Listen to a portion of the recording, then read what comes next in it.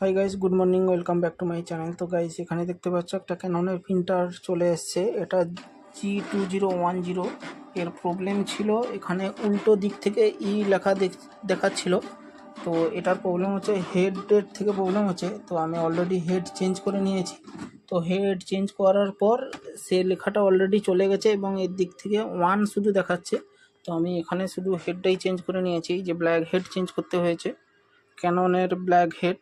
তো ভিডিওটি ভালো লাগলে like, comment, share and subscribe. Computer already চলে এসেছি আর এখানে মডেল নাম্বার শো করছে G2010। তো আমি একটা টেস্ট পেজ দিয়ে দেখবো যে প্রিন্ট ঠিকঠাক বেরোচ্ছে কিনা।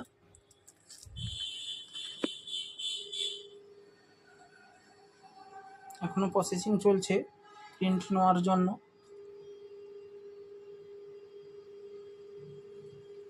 এখানে ফার্স্ট টাইম প্রিন্ট নিতে একটু টাইম লাগবে, তারপরের থেকে